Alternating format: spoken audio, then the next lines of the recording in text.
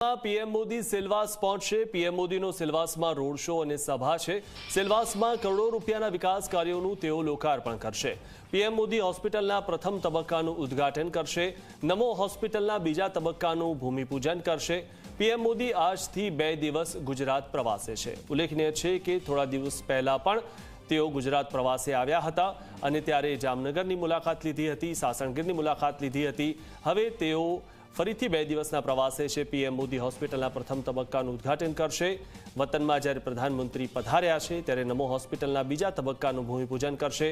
PM Modi આજથી 2 દિવસના ગુજરાત પ્રવાસે છે ત્યારે અનેક વિકાસ કાર્યોની તેઓ ભેટ આપશે અને તેમને મળવા માટે, તેમને જોવા માટે કેટલાય લોકો ઉમટી પડ્યા છે। તો આ વિશે વધુ માહિતી મેળવીએ। અમારા સંવાદદાતા અર્પણ કાયદાવાલા સેલવાસથી અમારી સાથે જોડાયા છે। અર્પણ, જે રીતે પ્રધાનમંત્રી નરેન્દ્ર મોદી ફરી એકવાર ગુજરાતના પ્રવાસે આવ્યા છે અને અનેક કરોડો રૂપિયાની તેઓ ભેટ આપવાના છે ગુજરાતને, શું વધુ માહિતી?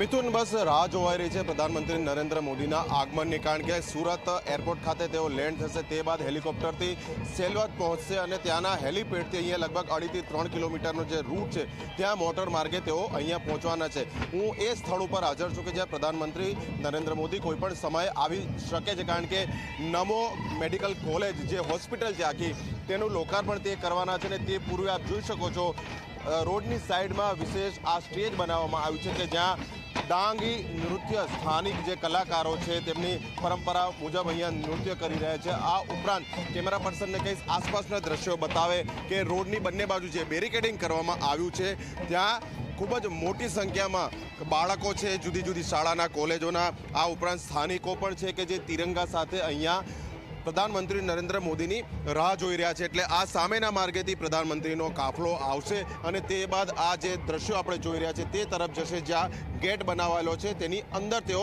પ્રવેશ કરશે। એટલે જે આ ઇન્સ્ટિટ્યૂટ છે નમો હોસ્પિટલ, તેનું તેઓ લોકાર્પણ કરવાના છે। લગભગ 15-20 મિનિટ જેટલો સમય છે તે અહીંયા ગાળશે, આ આખી હોસ્પિટલની તમામ માહિતી મેળવશે। તે બાદ અહીંયાથી પુનઃ તેઓ મોટર માર્ગે કે જ્યાં જાહેર સભાનું આયોજન કરવામાં આવ્યું છે ત્યાંથી તેઓ 2587 કરોડના જે વિવિધ વિકાસ કાર્યો છે તેના ખાતમુહૂર્ત અને લોકાર્પણ કરશે।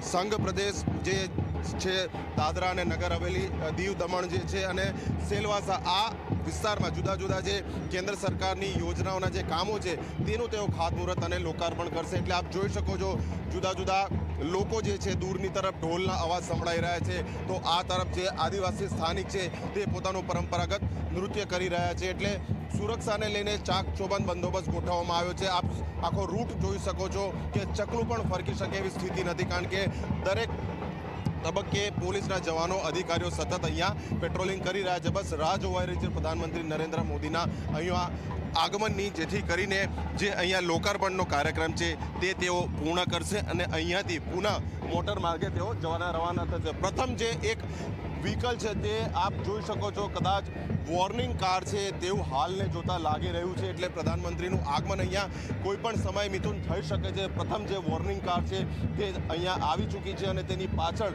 લગભગ પ્રધાનમંત્રીનો કાફલો આવે તેવી પૂરેપૂરી હાલ સંભાવના જોવાઈ રહી છે।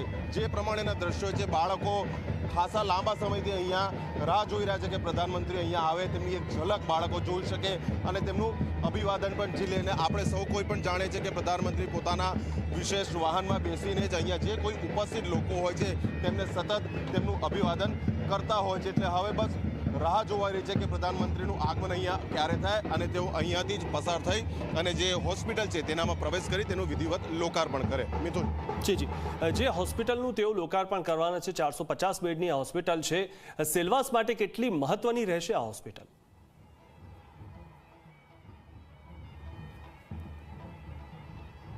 બિલકુલ મિથુન, જ્યારે કોઈ પણ આરોગ્યલક્ષી સુવિધાઓનું લોકાર્પણ થતું હોય છે એટલે આપણે ઈચ્છીએ કે આ હોસ્પિટલનો ઓછામાં ઓછો ઉપયોગ થાય, એટલા માટે કે કોઈ પણ માણસ બીમાર ન પડે, તેનું સ્વાસ્થ્ય જળવાઈ રહે તેવું આપણે સૌ કોઈ ઈચ્છતા હોઈએ છીએ। પરંતુ જે પ્રમાણે લોકોની રહેણી કરણી બદલાઈ છે, કોઈ પણ સમય કોઈ પણ અકસ્માત બનતો હોય છે, એટલે તેવા સમયે સરકારની પણ ફરજ છે કે લોકોને આરોગ્ય સુવિધાઓ આપે અને તેના જ ભાગરૂપે આ 450 બેડની મલ્ટી સ્પેશિયાલિટી જે હોસ્પિટલ છે તેનામાં તમામ અત્યાધુનિક તબીબી ઉપકરણો સમાવવામાં આવ્યા છે.